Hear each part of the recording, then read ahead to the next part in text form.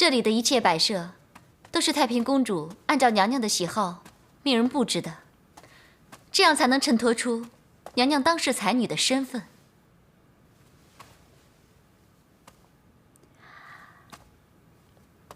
腋下洞庭初，思君万余里。这正是出自娘娘之手，最为脍炙人口，也是本宫最为欣赏的名篇佳句。本公主特意命人以诗入画，绘成这幅仕女图，相赠娘娘的。不知娘娘觉得还可入眼？参见公主，免礼。承蒙公主厚赠，婉儿真是愧不敢当。皇上特下恩旨，优待婉儿在宫外置宅而居，想必是公主给我进的美言吧。今后娘娘大可与沛国夫人安心在此住下来，侍奉她老人家终老。沛国夫人，可能娘娘还不知道，公主早已启奏皇上，恩准令堂册封为沛国夫人。公主的大恩大德，婉儿真是无以为报。区区小事何足挂齿？只是无功不受禄。娘娘尽可以放心，本公主别无他意。只不过，他日到了紧要关头，还望娘娘可以卖本公主一个人情，保持独善其身，做个局外人便可。婉儿明白。众卿家有何事启奏啊？微臣禀告皇上，近日长江流域连月暴雨，引致水患频发，恳请皇上下旨开库赈灾。又有水患了。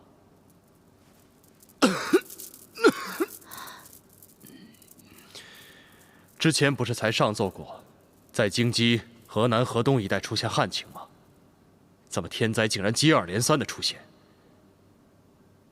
莫不是朕有什么过失，或咎于天所致？皇上勤政爱民，一向奉行的是节俭，怎么会有过失之处？天意难测。众位爱卿，可有良策上息天怒啊？皇上，微臣以为，可在京郊筑坛，祭天攘灾。准奏，此事就交由礼部择一黄道吉日好好筹措吧。臣遵旨。礼部尚书，你要择好吉日，务必尽早上奏，好让本宫依制先行斋戒7日，随侍皇上祭天。臣领旨。皇后，朕体谅你为照顾朕日常起居甚为操劳，此等礼节繁琐的类人场合，朕就不必再劳烦你随驾前行了。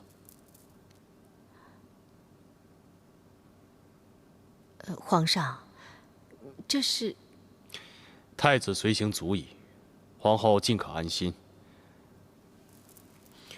况且，太子乃是未来的储君，朕也想借此机会，让他好好熟悉一下天子礼法。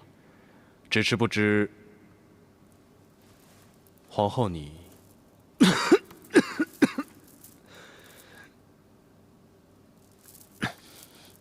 意下如何？皇上保重，这是皇上体贴臣妾的一番心意，臣妾怎会反对？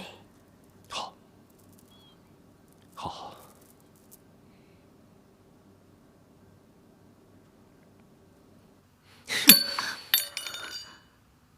岂有此理！祭天，何等重要的事情，宁可要太子，也不要本宫随行。本宫自封后以来，从没遇到过如此冷遇。母后息怒，也许父皇真的只是……废话！我跟他结离多年以来，他的性情我还不知道吗？他这是借口，是托词。好啊，皇上，你终于要向本宫还以颜色了。可你要知道，你本来来只是一头羊，羊注定要被狼吃掉的。母后，你该不会又想……为了你我的将来，再不忍心也得下手。可是上官婉儿至今尚未表明态度，我们何妨不再多等一些日子呢？不提这贱人便罢，一提起这贱人，我就气不打一处来。这贱人，我给他的礼，他倒稳收了，不过丝毫没见他有动静。看来他装蒜的本事要比他写文章的功夫大得多。前几日，皇上恩准嫔妃们出宫外宅居，没几日他就搬进了京城一家新建的宅地之中。他的母亲郑氏又被告封为沛国夫人。哼，沛国夫人，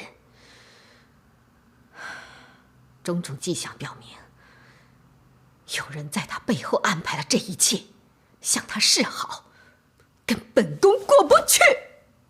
母后未免也太多心了点儿吧？这一切说不定只是巧合呢。无论如何，我们还是先把形势掌握清楚，方再定计也不迟啊。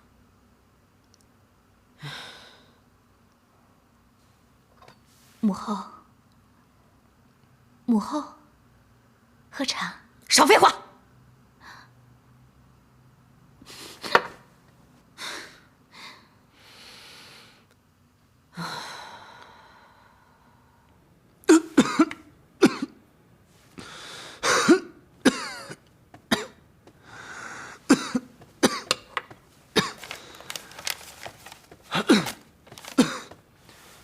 果儿，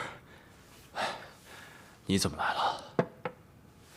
果儿知道父皇最近身体欠安，生怕奴婢们疏忽大意，打扰了父皇休息，所以把他们都给遣退了。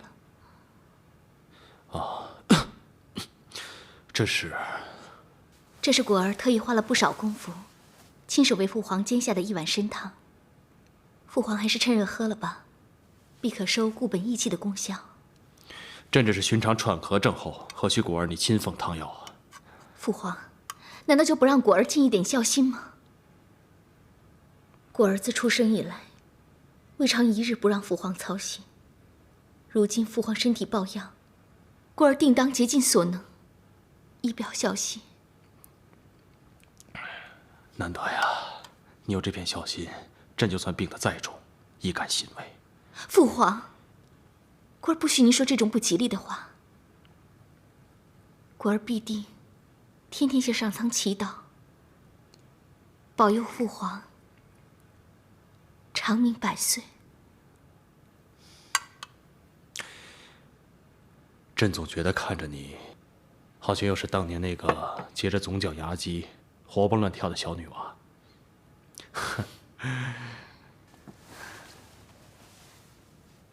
想当年，朕被贬为庐陵王，与你母后被放逐房州之时，朕是天天看着你牙牙学语、活蹦乱跳的，朕是天天教你识字、哄你睡觉。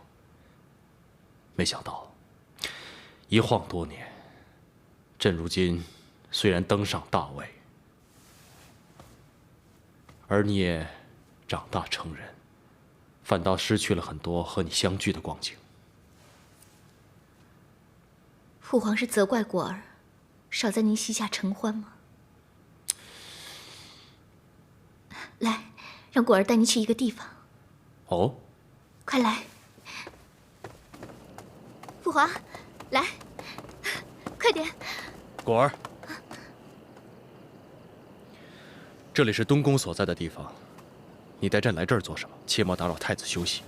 这个时候太子已经入睡了，不会打扰他们的。既然都知道时辰不早了，你还来做什么？父皇，父皇，你还记得吗？当年您被皇祖母召还，复立为太子之后，我们一家曾被困于此。当然记得。当年母皇特意命人将四周围上黑幕，母皇之意就是要朕一家人与世隔绝。往事如烟，却仍历历在目。果儿想请您去看些东西。走。哎，果儿，来嘛。果儿，去哪儿啊？果儿，你这个丫头又要出什么鬼主意啊？待会儿你就知道了。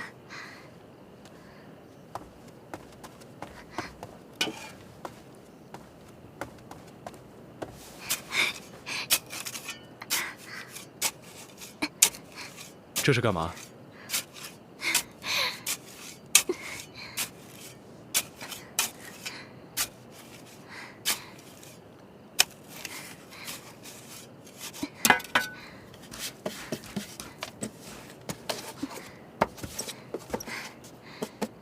这是什么呀？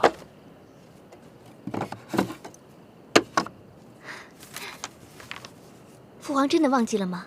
这是当年我们父女俩一时兴起想到的一个有趣念头。我们先为对方写下一些东西，存放在这个盒子当中，埋藏于土下，约定最少10年之后才可以开封取度。10年之后，看看谁的记忆力最好，谁还记得此事。看来这场比赛最终是果儿赢了。想起来了，父皇想起来了。想当年朕闲极无聊，为了逗你玩乐，倒是什么古怪荒唐的事情都曾经想过。哎，看看当初写了什么。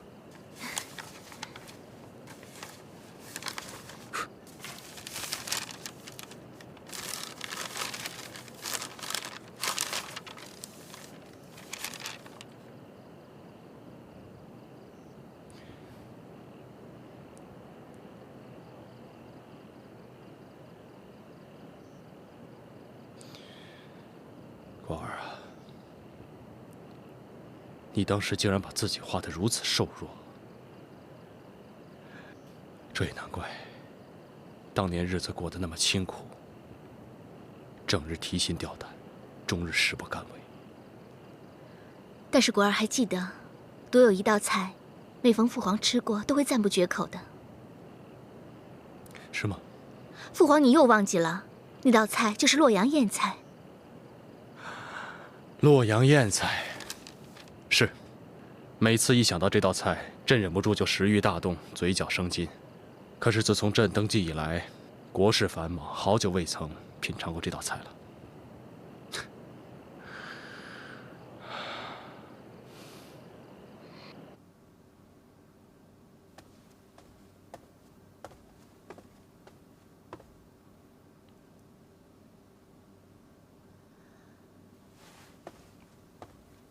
奴婢参见公主。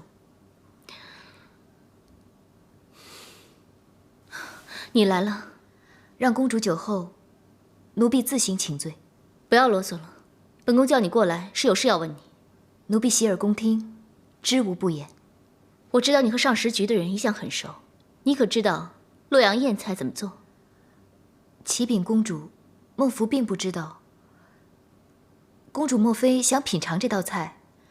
这只需向御膳房吩咐一声便可，不必多问。不知道就想办法去学。总之，我不管你用什么办法，尽快的学会，然后教我，明白吗？是。这些天我可累坏了，姐妹们，就是小鱼、丹华，我给你们带礼物来了。快，来，都有啊，大家不要抢。谢谢。这你的，谢谢。来，谢谢。哎，多日不见，你一来就这么破费，搞得我们都怪不好意思的。对啊，你也今非昔比了。只要你还没把我们这些昔日的姐妹给忘个一干二净，我们便十分欢喜了，何须这么多礼呢？你什么意思啊？你不要说话带刺啊！我们姐妹一场，难道我还不了解你吗？若是你这次是专程来看我们的，我们自然高兴；若是那位孟舍人差你来这儿送礼卖好，那就恕我们不领这个情了，还给你。哎，没有的事儿，你们两个千万别多心啊。真的？行了吧？你这是存心气我是吗？瞧你，这下倒真的惹他生气了，小心他回去啊，向孟婶人狠狠地告你一状。我才不怕呢。好了，你也别生气了，信你便是了。你有什么目的，就说出来吧。哎呀，哪有什么目的呀？不过是想你们了，过来看你们一下罢了。在这儿谁不了解你啊？你从来都是无事不登三宝殿，有什么事你就爽快的说出来，别在这拐弯抹角的。那我就说了啊，我想求你们教教我怎么做那个洛阳燕菜。这道菜可是当年太上皇最喜欢吃的一道洛阳名菜。据说这道菜呢，取材于河南农民所种的一种甘美肥硕的萝卜。据说呢，当年是有农民把这个萝卜作为神物进献到宫中，经由御厨一番巧思，把这个萝卜切成了丝儿，拌粉清蒸了9次，接着再加以火腿、虾米、鸡肉、紫菜等，然后再以上等的鸡汤烹成这道色泽亮丽、味道鲜美的御菜，呈给太上皇品尝。太上皇吃完觉得非常鲜嫩可口，可与燕窝媲美，便赐名为假燕菜。从此啊，便引来了各地争相仿效，终成洛阳名菜。哦，原来如此。哎，你为什么突然想学这道菜啊？哦，我也只是奉了公主之命来学这道菜。我猜想可能是公主突然又有了什么兴致吧，不知道又要玩些什么花样。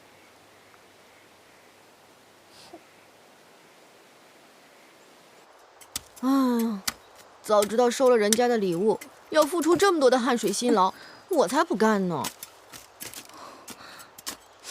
你还说呢你，都是你强出头，硬要答应帮他挖这些萝卜，都怪你。本来我们只是答应教他做菜而已，并没有说要干这些粗活呀。哎，你别净怨我呀，收礼你也有份儿啊。再说了，收了人家的礼物，总要帮人家做点事吧。何况人家还直截了当的开口相求呢。我不管了，反正都是你惹出来的祸。哼，今天要不是你非要让他说明来意，我看他那个样子，也不好意思说出来。哼，老天爷啊，我发誓，以后我再也不贪心了。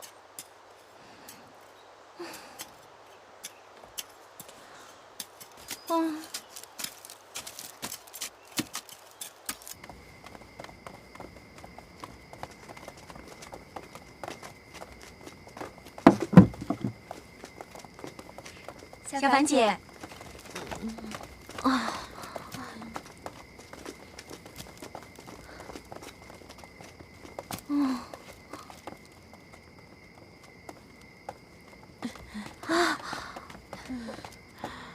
你们两个这是干嘛呀？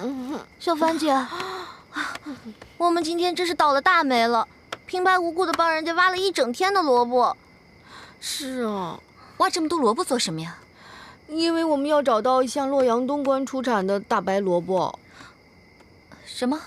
就是以前上师局的小庆啊，他说安乐公主平白无故的要学做什么洛阳燕菜。对啊。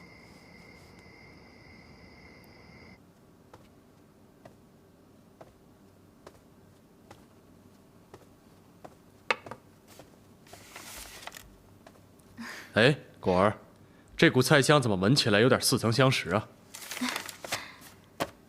父皇请尝。是洛阳燕菜，莫不是果儿你吩咐御厨特别为朕烹调的？不是，是果儿花费了好几天的功夫，去跟别人用心学的。真的？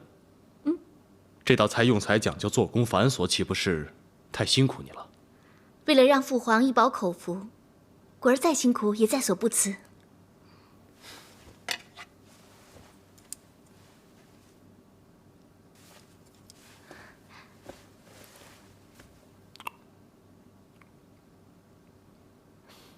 怎么样？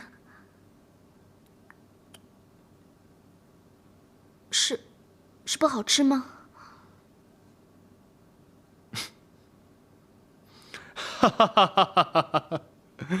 口味虽然稍逊，可是朕尝了就觉得受用，因为朕所尝的并不是一道菜，而是朕这个宝贝女儿的一番心意。父皇愚弄果儿，果儿不理你了。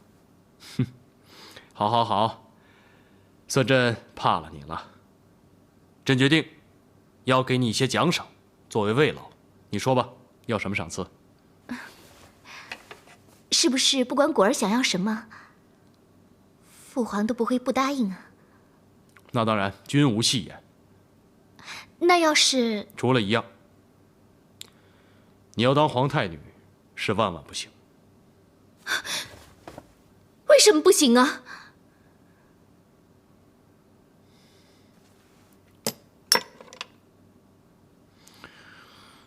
无论如何，朕绝技不能容忍母皇之事再次重演。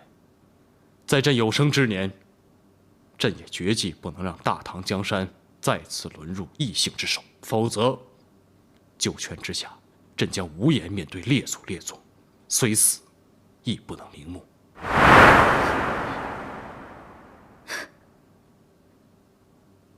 果儿明白了，果儿终于什么都明白了。果儿，你怎么了？果儿没事，果儿只是身体有些不舒服，想早点回去休息罢了。父皇，果儿就此告退了。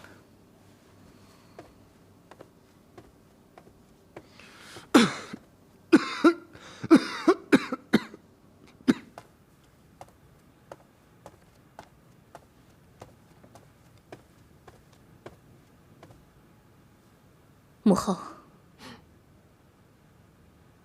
果儿，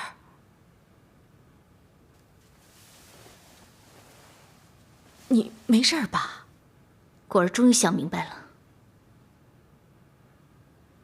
我们还是不要再等了，这就走上了最后一步吧。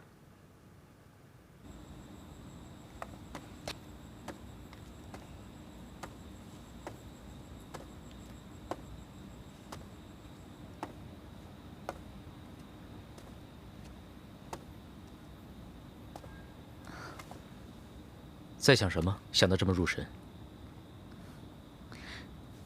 参见郡王爷。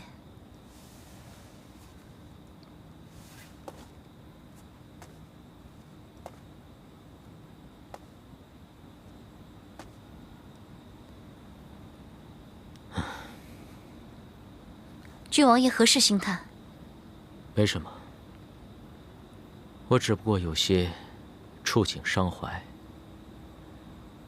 感叹物是人非罢了。请郡王爷不要再胡思乱想了。孟凡此来是有正事相告。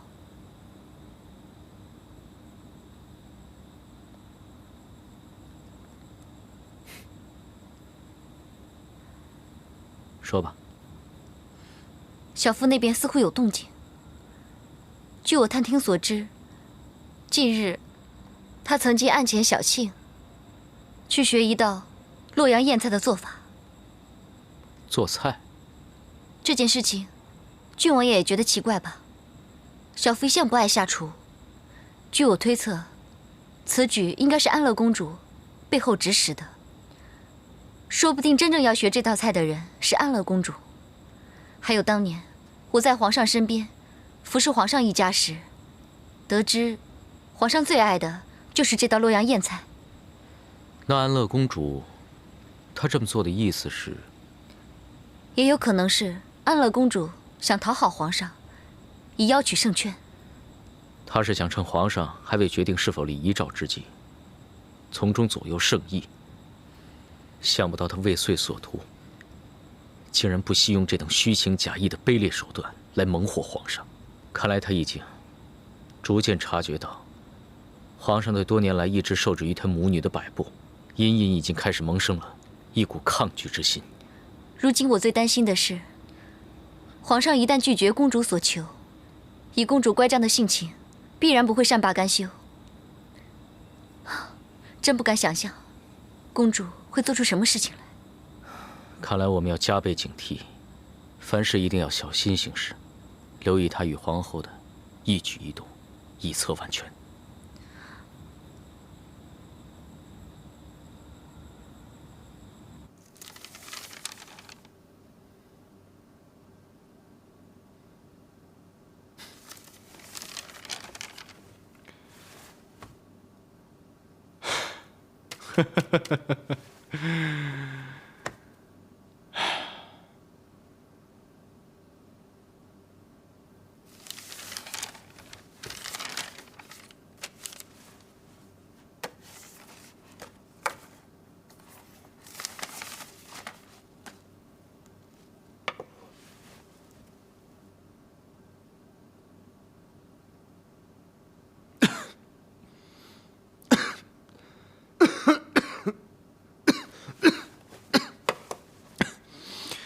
来人呐！来人呐！来人呐！父皇不必喊人了，有果儿在此侍候父皇，不就行了吗？果儿啊，你怎么来了？父皇日夕操劳国事，也得保重龙体才行。你看这都什么时辰了，父皇还不回宫休息，还在彻夜的批阅奏章。果儿是担心父皇繁忙的连点心也忘了吃，肚腹空空，无以疗饥，哪来的精神体力应付呢？所以果儿特地做了一些蒸饼，送来给父皇果腹的。好，甚好。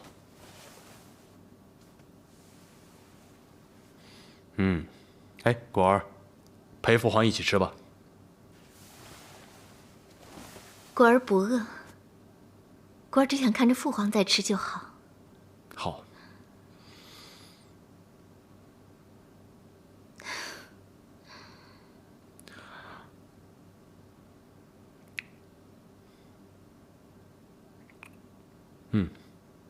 好吃。果儿啊，朕连夜思量，有几句不大中听的话，但实在不得不跟你说说。你要知道，天下之事物，有很多在你得到手之后，回头一看，才会发现远远不及还未到手之际憧憬的那般美好。你不妨试着回想一下，在你还是个不懂事的小女娃的时候，应该有不少这样的感受。你每当看到一个新玩意儿，你总是千方百计、不依不饶地要把它弄到手。弄到手了，把玩几遍之后，才会发现也不过如此，甚至……父皇不必说了，果儿明白您的意思。好，明白，明白就好。好吃。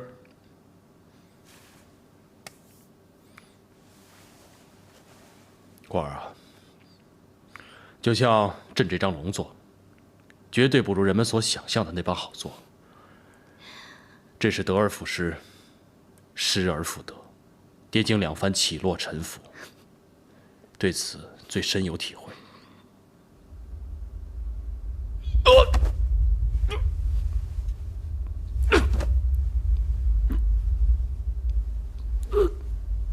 怎么回事？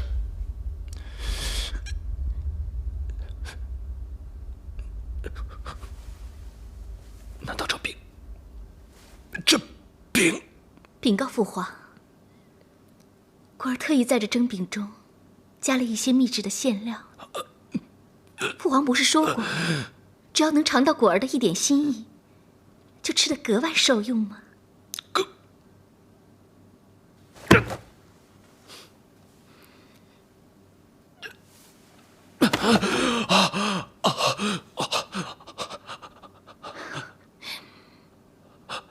果儿，你好狠的心，朕待你如珠如宝，没想到你竟如此大逆不道，谋弑父皇。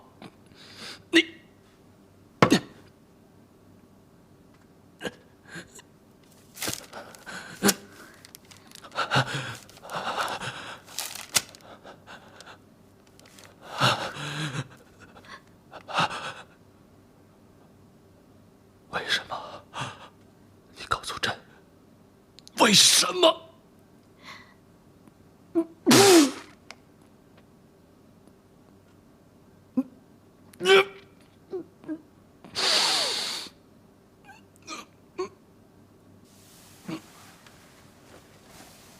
父皇问为什么，那就让果儿来告诉你。是因为果儿实在太想尝试一下这宝座的滋味儿。其实果儿也不敢有此非分之想，可是接二连三的事情发生在果儿身上，不得不教会果儿做一件事。一个人如果不能把至高无上的大权掌握在手，必将终身无以自主自决。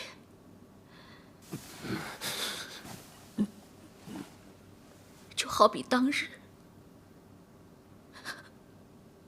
正因为我无权在手，才会与樊良生生拆散。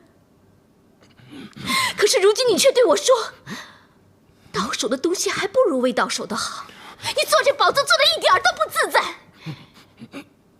可是我要告诉你，皇帝如果都不好当，那当一个任人宰割、无权无势的小角色，岂不是10倍100倍的难当？父皇，你明白吗？我是下了狠心了，不把皇权拿到手，誓不罢休。不管是谁，有谁阻挡，我就让谁死！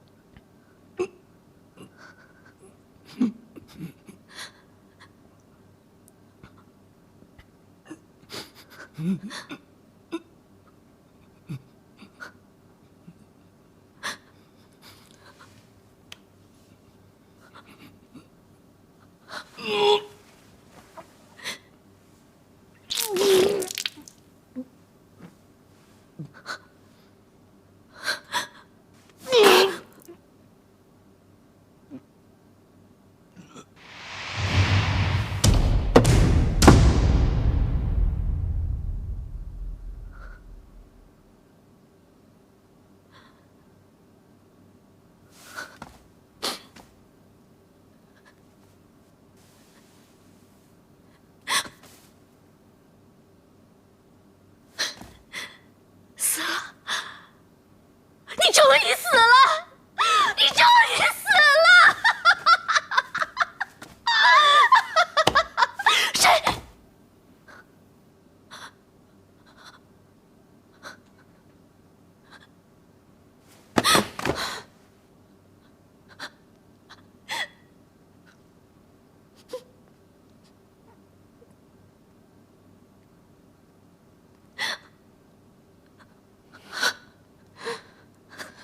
谁？贤，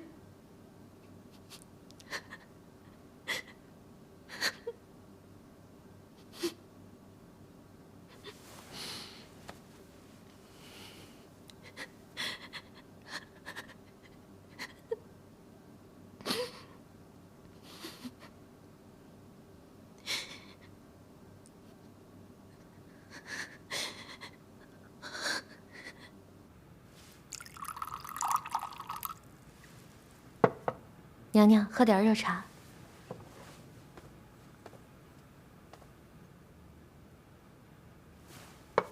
怎么了？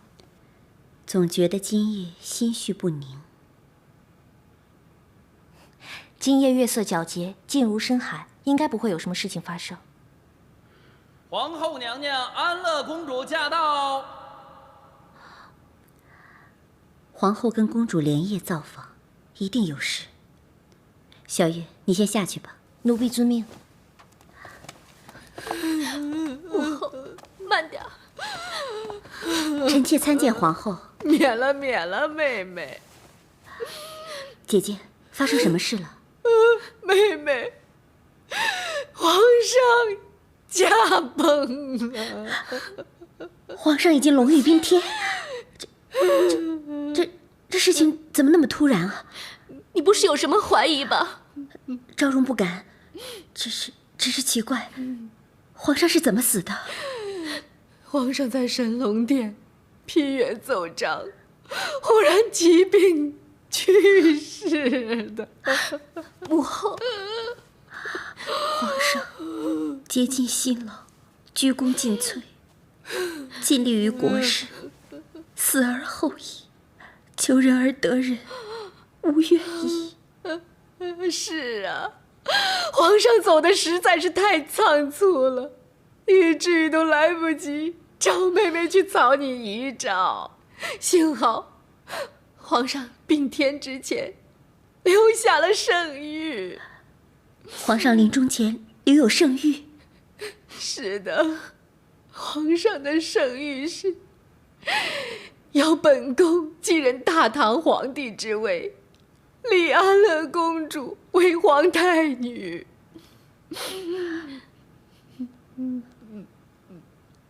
昭容娘娘，你不会是对皇上临终圣谕有什么异议吧？臣妾不敢，臣妾只是认为，皇上的临终圣谕关乎江山社稷，天下万民的福祉。皇后娘娘，您何不召集群臣，当面公布呢？不行，不行啊，妹妹。母后，妹妹，不行啊，未免引起争端，节外生枝。姐姐认为，皇上驾崩一事还是暂时密不外宣，待妹妹替本宫拟好遗诏细节，再向外公布，方为妥当。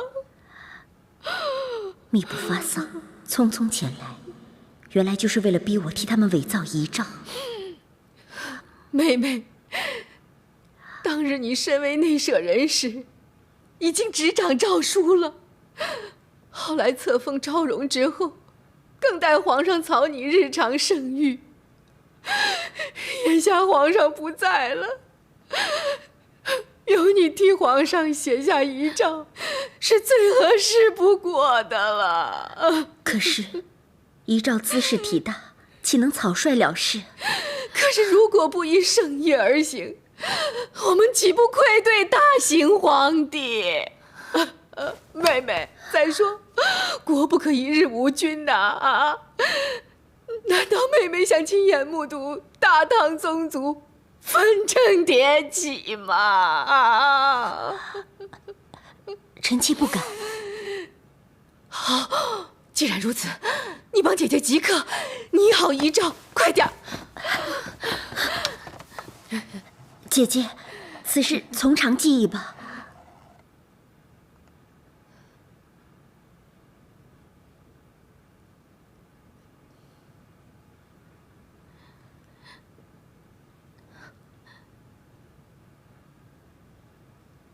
这皇上到这两个是什么来呀？还不理朝政，这都2个时辰了，然后皇上还过来，这出什么事啊？是啊，哎，这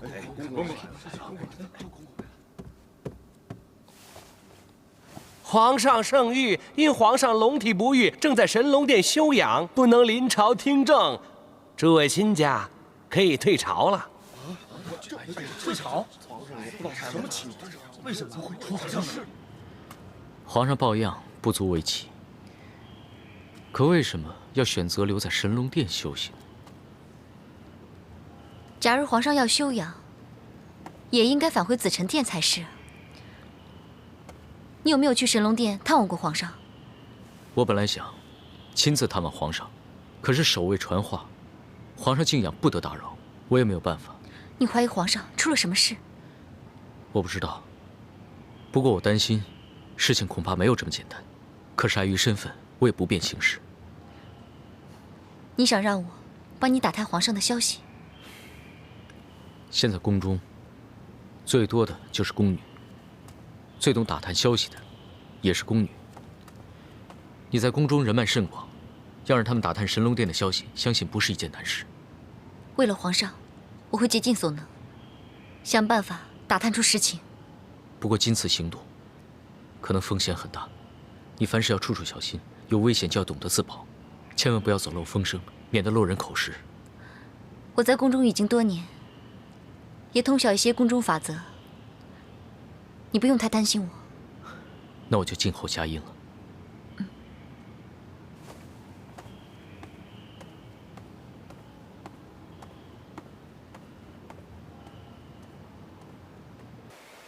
小鱼，大华，哦，哎，小凡姐，嘿，你这个上衣不忙吗？怎么会有空来看我们呢？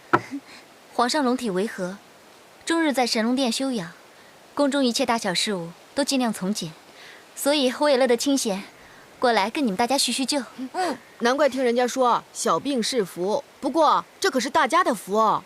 哎，你小心说话呀，这样可是犯了大不敬哦。皇上的病情应该不会那么严重吧？否则胃口怎么还挺不错的呢？是吗？那你见到皇上了？我没有啊，我这么卑微，怎么会有机会见到龙颜一面啊？只不过皇上的饮食是由我们上食局供应的，他吃了多少，我们总该知道吧？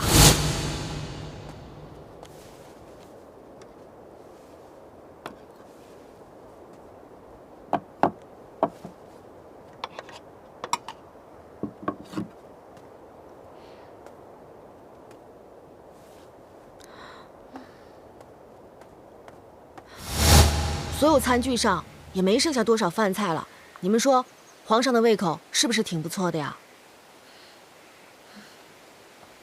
秋花，小凡姐，你不在上寝局工作，怎么跑来上食局偷懒啊？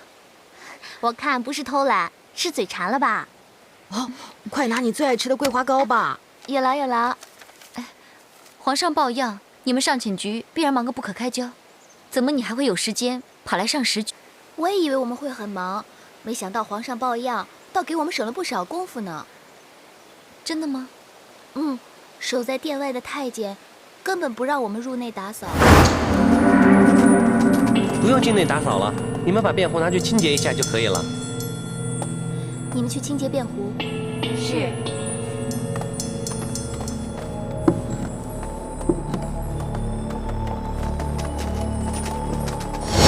连寝宫也不用花费功夫清理，真清闲啊！哎，小凡姐，我要去蓬莱殿送膳食了，你请便吧。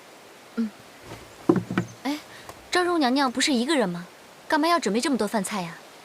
昭容娘娘要吃什么便是什么了，我没有岂敢过问。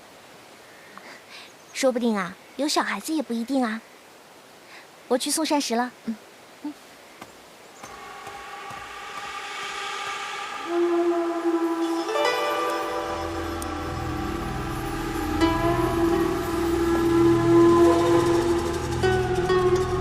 你为什么还举棋不定？就算你好遗诏，可事关重大，岂能是尽如人意？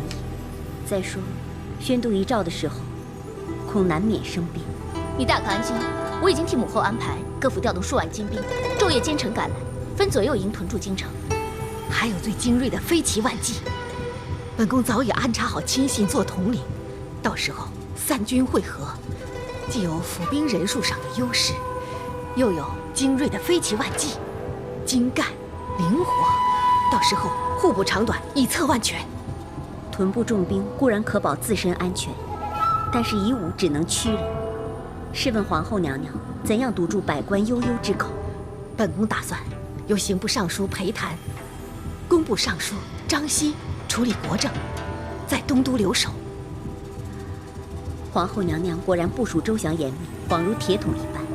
可是，如若百密一疏，恐怕后果堪虞。我相信皇后娘娘也不想功亏一篑吧。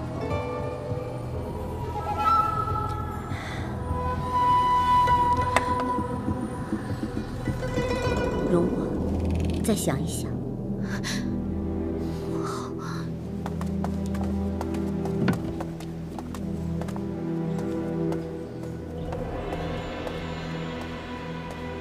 哎，小福姐，哎，小福姐，你在这儿干嘛呀？这是什么？这些是吃的呀。把它交给我吧，我帮你拿进去。大人，这种粗重的活儿还是我自己来干就好。我说把它交给我。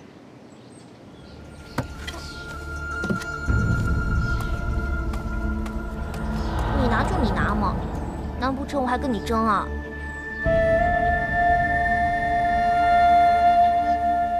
不准外人进入店内，也不准工人进入打扫，实在是不寻常。皇兄明明龙体不适，偏偏吃光了所有的饭菜，但是又没有解手，实在令人费解。小福上一次出现在蓬莱殿外，说不定安乐公主还有皇后都在殿内。当中实在是疑点重重，看来皇上并非龙体不振，想必其中一定是出了什么状况。难道皇上已经遭人毒手？可皇上皇后夫妻多年，又是安乐的父皇，应该不会如此歹毒害死皇上的。可皇后也却非等闲之辈，她最喜欢效法当年的母皇，尤其是母皇的狠毒。不，她自觉可以比母皇做得更加心狠手辣。母皇只会杀自己的儿孙，她或许会做得更加绝。那我们应该怎么做？我们根本进入不了殿内。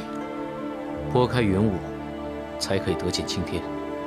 看来我们是时候当机立断了。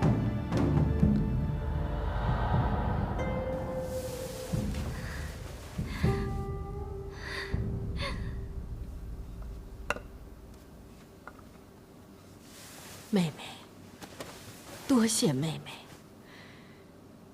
诏书的内容深得姐姐的心意。昭容只是顺天应人，因时制宜。母后，接下来就可以准备公布父皇病天的消息了。来人，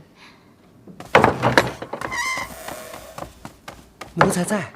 你去召所有大臣到宣政殿，本宫要宣读遗诏。遵旨。皇后娘娘，太平公主还有临淄郡王，他们赶到神龙殿去了。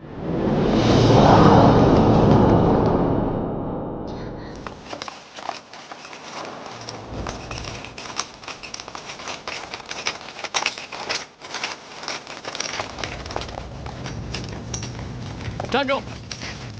谁都不可以进去。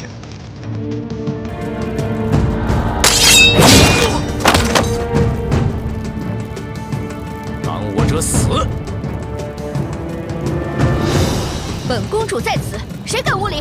让开！皇上，在，守在这里，没有我的命令，谁都不准进来。是。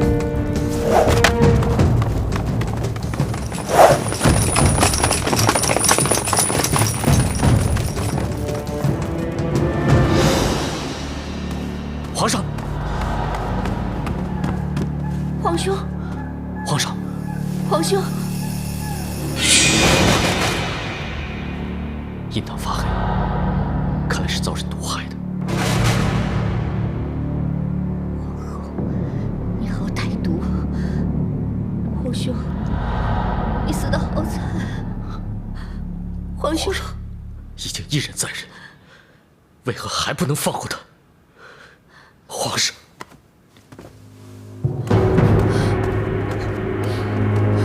你们果然在这里。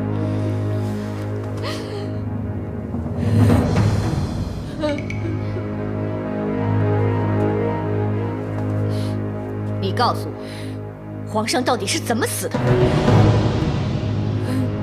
今日皇上龙体不适，御医诊治多日，仍未能根治。昨天晚上，病情急转直下，最终还是大兴病天了。皇上是因病驾崩的，是什么病？吃了什么药？皇上病天之时，谁在身边？谁可见证？你们这话是什么意思？如果不相信的话，大可以召御医来证实啊。如果皇上真的因病驾崩，为什么皇后没有马上公告天下，反而秘不发丧？皇皇妹呀，皇上饱足变天，依然发丧，只为引起胡乱猜测，谣言四起，倒使天下大乱，社稷难有安宁。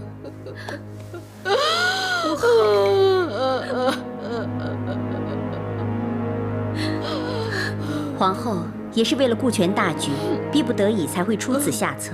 你们不要妄自猜测。启禀皇后娘娘，已经通知各大臣齐集宣政殿，可以宣读遗诏了。皇后要宣读遗诏，遗诏的内容是什么？今晚不弄清楚遗诏内容之前，咱们谁也别想活着离开这里。那就把一切都说个清楚吧。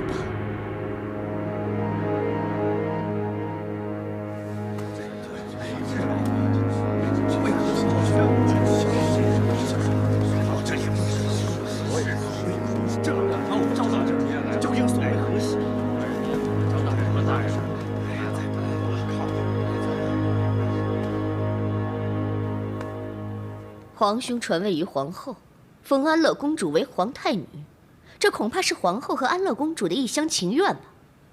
本宫有遗诏在手，要执行大行皇帝的旨意，你们谁敢抗旨？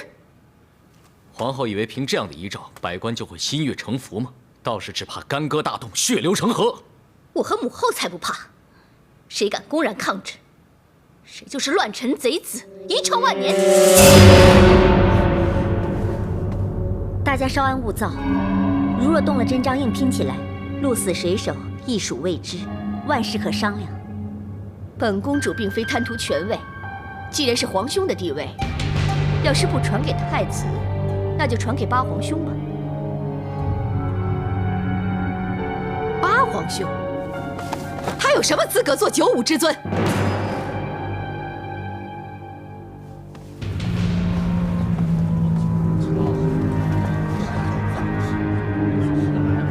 到底怎么回事啊？我们要等到何时啊？谁可以回答我？我们也不知道啊，王爷。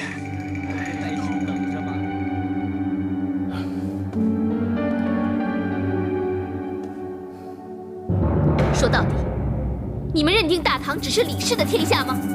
大唐本来就是李氏天下，由李氏继任理所当然，又岂容他人指指点点？哼，武士当政，媲美李氏，所以并非只有李氏才能称帝。李氏乃是大唐皇室正统，旁人不容置喙。依我之见，如今之计，不如立太子重茂为帝，好让朝野安定下来。由太子继位，天经地义。我同意立太子重茂为帝。可是重茂还小，难成大统呀。所以太子登基之后，皇后训政，相王辅政，由李氏宗室继承大唐江山，皇后监国，这样应该不会出什么乱子了吧？就这样公布天下吧。未免夜长梦多，那就有劳昭容娘娘再拟遗诏。好，那昭容现在去拟定新的遗诏。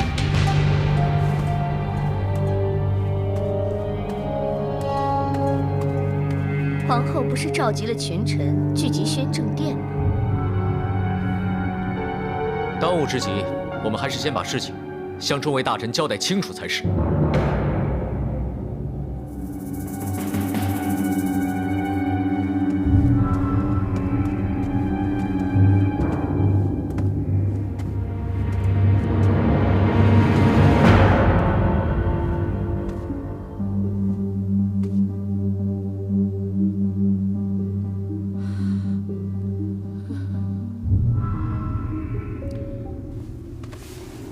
敢问皇后娘娘，连夜传召群臣，所谓何事啊？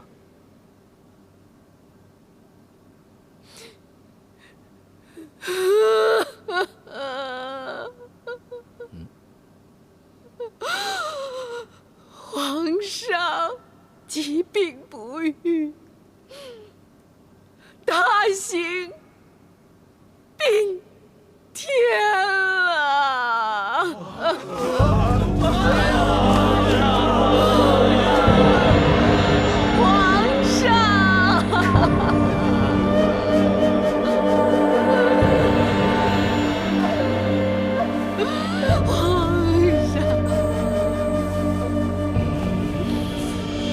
国不可一日无君。敢问先皇可有遗诏？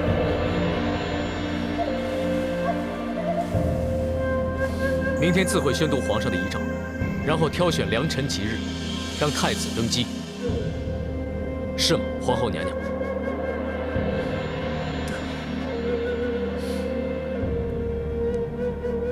众爱卿，先行回去。谢皇后娘娘。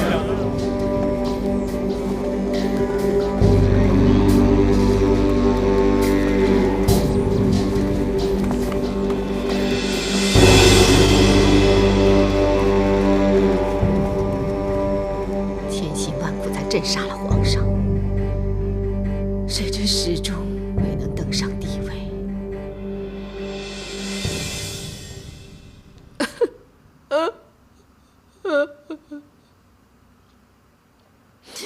怪只怪我错了一招棋呀！我未能充分布置好兵力，让太平隆基有机可乘，逼我放弃登上帝位，到如今是功亏一篑。母后，事情尚未到不可逆转的境地，明天再上朝当众宣布遗诏，我们可以连夜再修改遗诏内容。不行，群臣已经知道太子要继位了，而且我们跟他们约定在先。如果我们出尔反尔，他们会翻脸无情的。就算要给太子继位，起码也不能让八皇叔他们跟我们分庭抗礼。只要等到明天，待所有的兵力都集结好，到时候我们谁也不用怕。我始终担心逼虎跳墙，他们不会就此罢手的。明天我会亲自领兵，埋伏在殿外。母后依旧上朝宣读遗诏。如果姑姑和隆基他们有所不满的话，待他们离殿之后，就趁这时一举击杀，免除后患。只要他们二人一死，大局既定，谁还敢阻碍我们两个？到时，母后你只等机会，将新帝废除，再行登上帝位，就可以立女儿为皇太女了。这不是个千载难逢的好机会吗？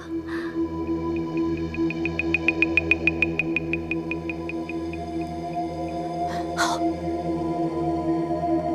事已至此，只能先下手为强。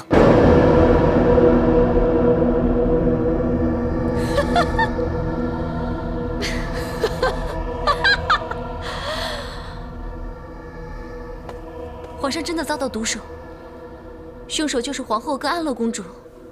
显然是他们二人密谋弑君篡位，可惜苦无真凭实据，否则早已将他们二人正法，以为皇上在天之灵。想不到安乐公主竟然变得如此心狠手辣，连自己的父皇都不肯放过。今天的她早已经变得利欲熏心，再也不是昔日我们所认识的那个天真无邪、善良的安乐公主了。幸好我们及时阻止了他们宣读假遗诏，否则让他登上帝位，恐怕只会有更多的生灵涂炭。虽然说好让太子继承大统，不过恐怕依然不太稳当。依我看，还是让太子尽快登基，以决此二人的痴心妄想。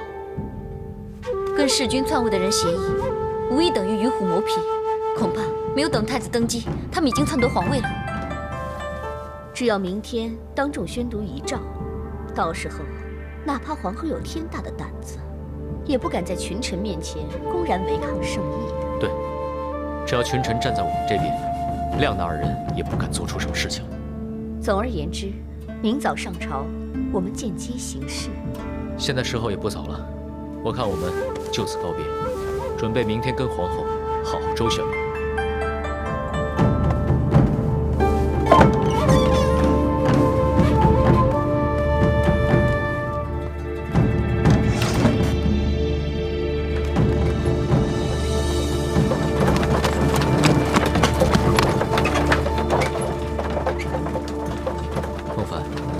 离开太平观之后，你一言不发，是不是有什么心事？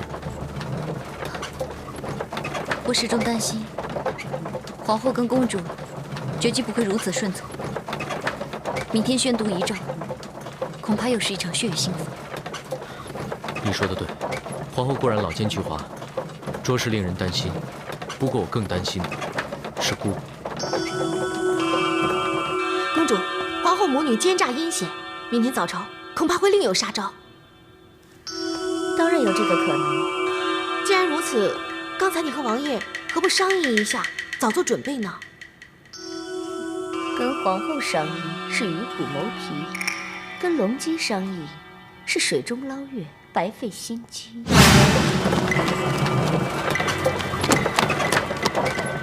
你们不是已经齐心协力，共同对付皇后他们吗？我和姑姑。 只是互相利用，很难齐心协力。当日太子重郡起兵讨伐皇后，姑姑她何曾出手相助？当日太子重郡起兵讨伐为后，龙姬何尝不是袖手旁观、坐视不理？此人根本就不能相信。所以我坚信，姑姑这个人根本就不能相信。可是，假如明天有变，你一个人应付得了吗？ 还有一整晚时间，明天的事情，明天再做打算。假如明天皇后真的有阴谋，那公主怎么办？放心吧，本公主早有对策，到时就让她跟龙姬拼个你死我活，我就可以坐收渔翁之利。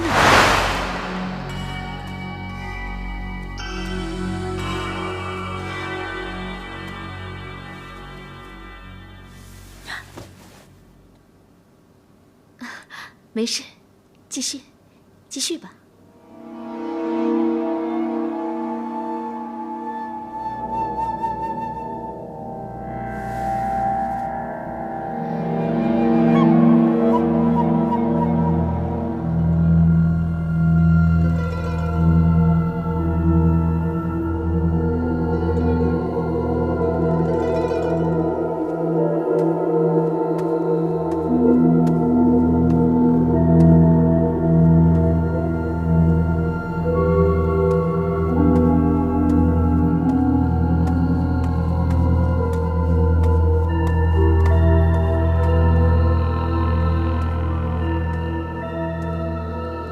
香莲，你在这等我一下。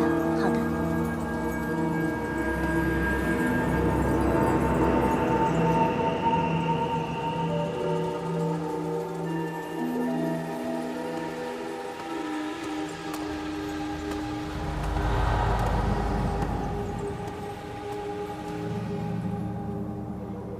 你怎么会在这里啊？你在这里又做什么？ 我是奉安乐公主之命，前来找上官昭容修改遗诏的。你相信吗？这么凑巧啊！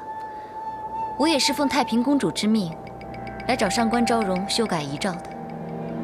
那妹妹，你是信还是不信呢？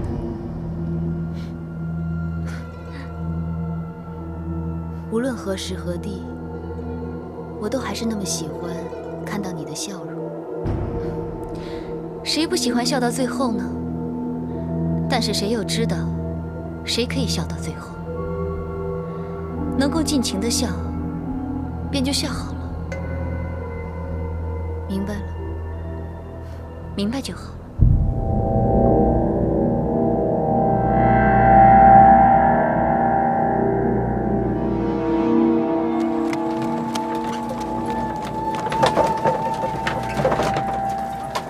刚才孟凡说，他是奉太平公主之命，去找上官昭容修改诏书。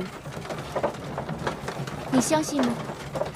真的也好，假的也好，现在的孟凡已经不是昔日那个不会撒谎的孟凡，连你这个妹妹都看不透的孟凡，还真是变得不简单。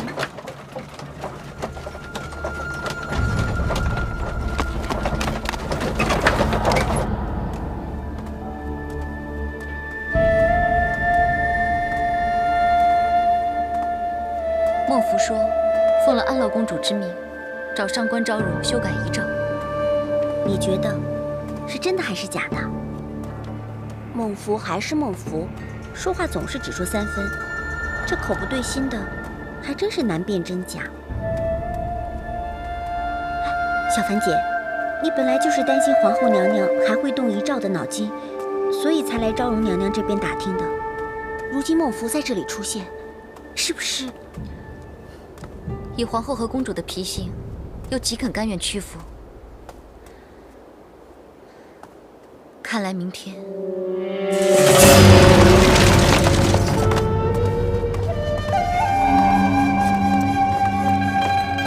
启禀公主，万骑飞骑2营兵马已经安排妥当。好，相信这次有万骑飞骑2营精兵，他们恐怕插翅难逃了。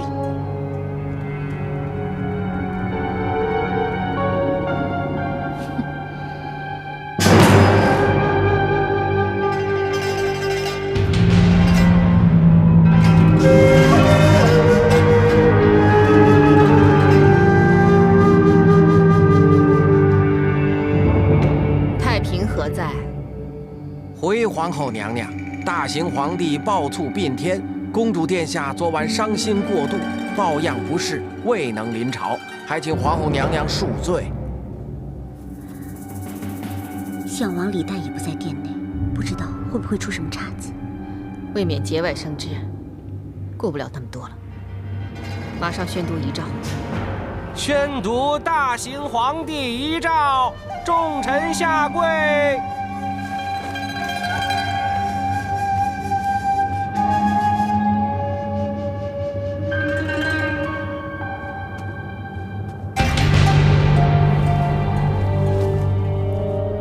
奉天承运，皇帝诏曰：朕以良德，承嗣披基，夙夜孜孜，寤寐不皇，惟久远之国计，疏之尽之。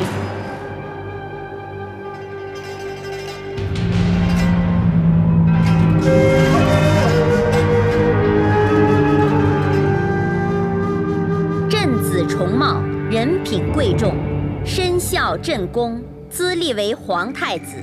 3天后在柩前继位。皇后晋皇太后，临朝称制，项王李旦为太子太师。慢着！遗诏本来应该是皇后训政，同时要项王来辅政，如今为何忽然变成了皇后临朝行天子之事的临朝称制？我爹却变为了太子太师。太子称帝，何来太子？更何来太子太师？大胆！大殿之上，岂容你肆意咆哮！容季昨晚已过目遗诏内容，不料一夜之间内容有变，这所有的一切实在令人费解。微臣刚才探望太平公主，殿下亦曾提及过遗诏内容，其中确实以项王与皇后一同参知政事。上官昭容，你跟他们说个一清二楚。遗诏内容确实如皇后所言，一字未增减。简直一派胡言，这根本就不是皇帝的真正圣意。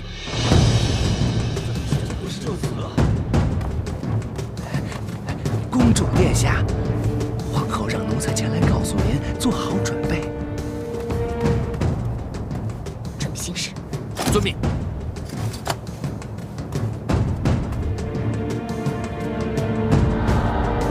太子重茂上幼，由项王一同来辅政，最恰当不过。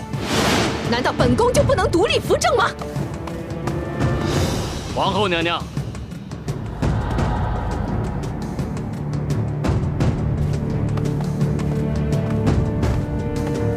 你不妨亲自询问一下太子的意愿。重茂，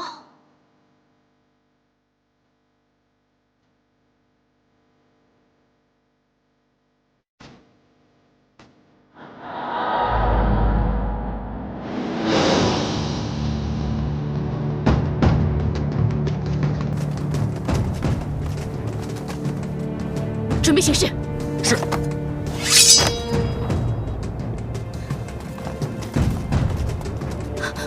起来！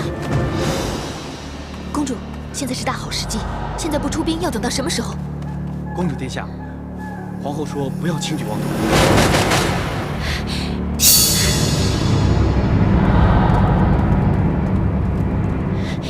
撤兵！你说什么？我说撤兵！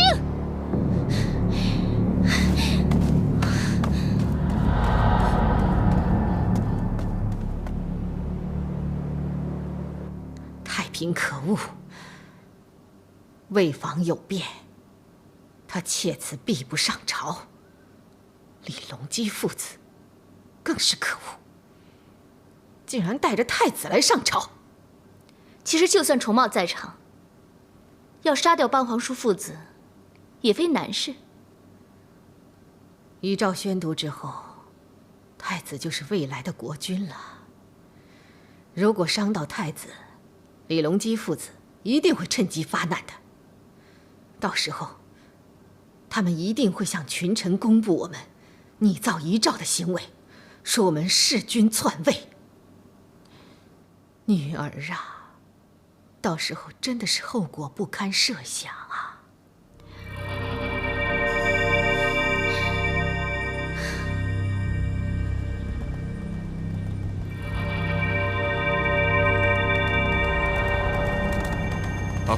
参见公主殿下。末将想知道公主殿下还有何吩咐？你们还有说什么？今天的事情已经完了，回去。哼，做事真没分寸，难怪他一事无成。朱将军。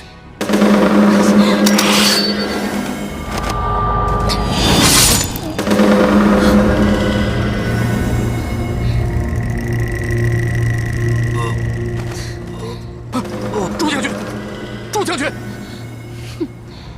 看谁还敢说三道四！朱将军，朱将军，朱将军，朱将军！公主料事如神，安乐公主果然暗藏伏兵，不过终究没有行动。本宫料事如神，却不惧隆基随机应变。他竟然利用太子来保全他们两父子的性命。你把我的亲信将领都召来见我了吗？他们现在正在赶来。公主是准备行动了。皇后的兵马已经安排妥善，如今大动干戈，早已失去先机。那公主打算如何？先求自保，再等候时机。等？没错。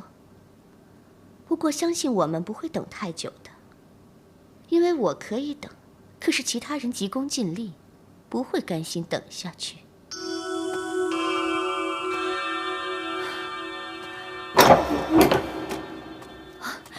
郡王爷，果然不出所料，皇后是想铲除我们。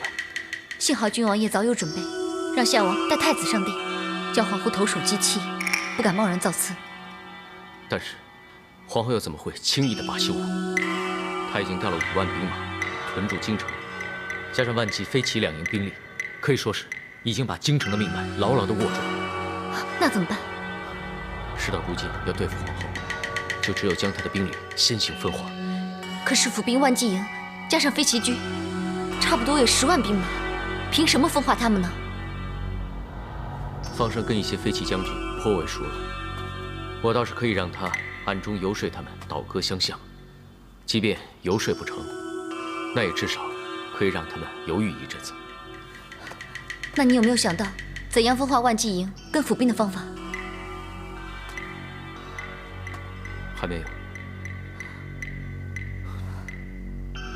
不过不打紧，我们还有时间来想出一个万全之策。仔细点，都撒匀了。仔细的注意火候。小鱼、丹华，好，看你们忙得不可开交的样子。啊，再这么忙下去啊，我就快命不久矣。我来帮你们吧。哦，好，好啊。小凡，谢谢你来帮忙，你把这些石料放在一起，以备膳食之用。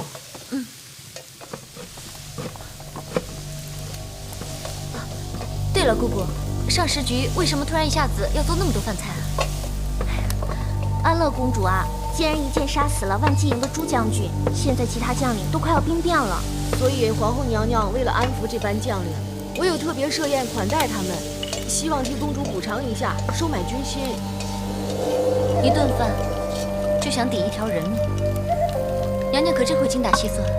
孟凡，你什么时候学的这般冷嘲热讽、挖苦别人起来了？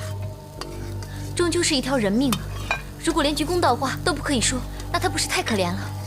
你呀，永远也改不掉这口无遮拦的老毛病。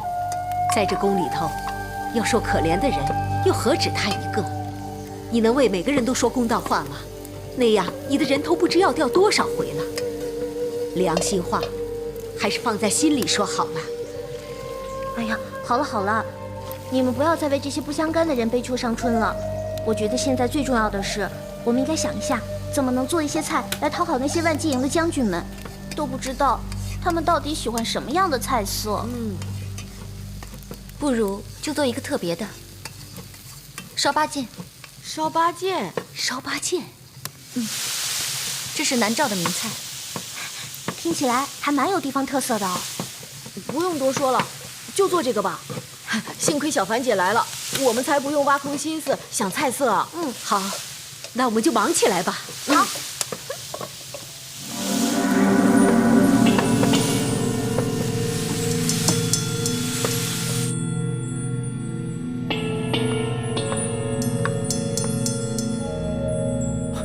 各位将军，安乐公主之前失手要了朱将军性命，为此皇后娘娘宴请大家，代公主赔个不是，希望大家不要放在心上。既然皇后娘娘诚心赔罪，那我们就既往不咎吧。好，我们再干一杯。干！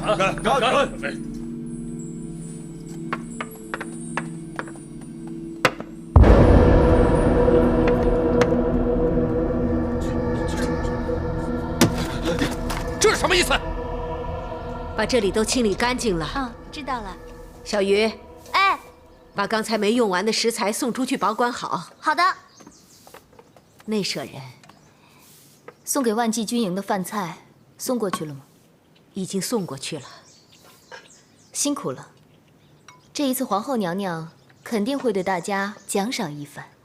奖不敢受，但求无过，就已经心满意足了。哎呀，你怎么搞的？对不起，对不起。这些食材弄的什么菜色？哦，这些是小凡姐教我们的烧八件。有问题吗？你怎么这么糊涂？肯定会坏事。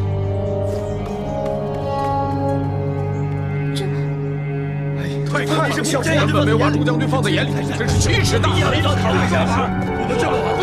各位将军，稍安勿躁，稍安勿躁啊！皇后娘娘今次设宴，竟然以烧八件做菜色，究竟是一心为安乐公主赔罪，还是有心挖苦我们？敢问陈将军，烧八件有何不妥？烧八件就是猪腰子、猪心、猪肚头、猪耳朵、猪唇、猪舌、猪尾巴、猪大肠，全部都和猪有关。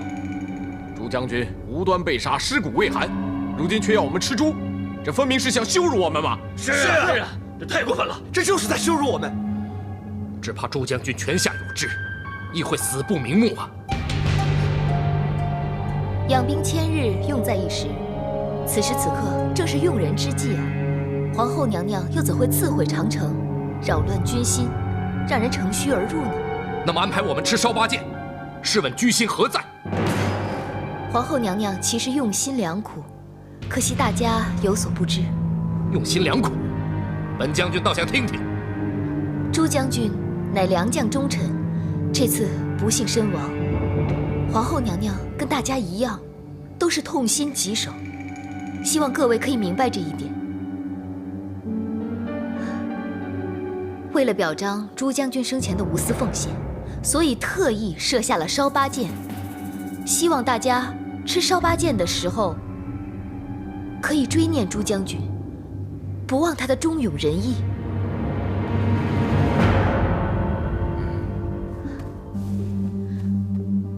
朱将军乃是我大唐的骄傲，值得我们敬仰。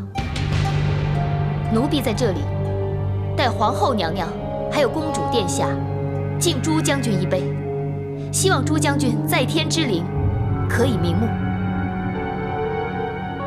好，我们敬朱将军一杯。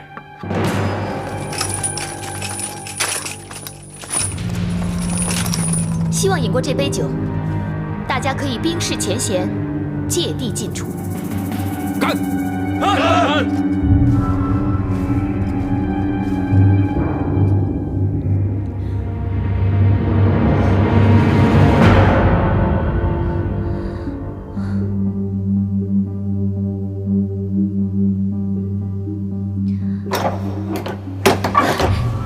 你回来了，没有让皇后的人发现吧？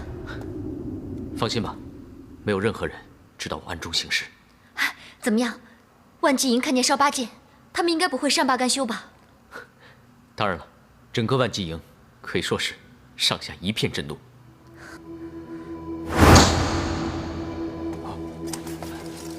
参见郡王爷。不必多礼。未知郡王爷突然到来，所谓何事？龙吉实不相瞒，今次冒昧到来，只是希望几位将军可以弃暗投明，共襄义举。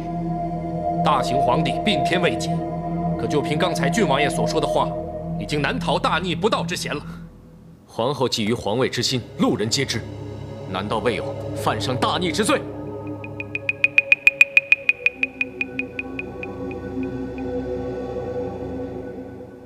未听闻朱将军无辜遇害，实在是让本王痛心疾首。皇后娘娘已经设宴款待我们，以表歉意。况且，这是我们万纪营的事，外人无需过问。凭借这些小恩小惠，就让陈将军真的心悦诚服了吗？难道就没有半句怨言？还是说你们根本就是敢怒不敢言？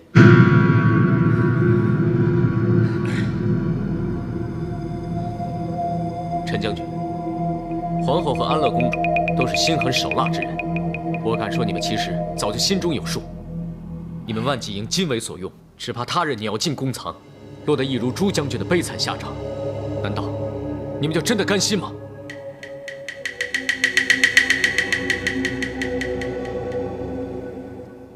如果我想的没错，皇上是被安乐公主和皇后所害，他是被杀害的。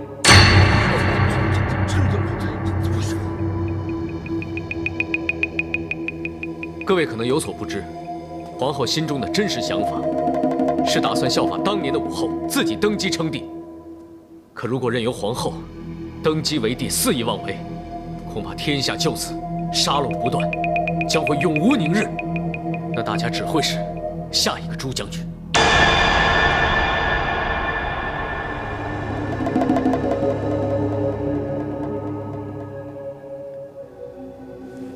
现在正是我大唐生死存亡之际，你们万纪营理应站出来，正社稷之危，解苍生之苦，救百姓于水火。总之，最后的成败得失，尽在你们万纪营的一念之间。所以奉劝各位，千万不要让自己为奸人所利用。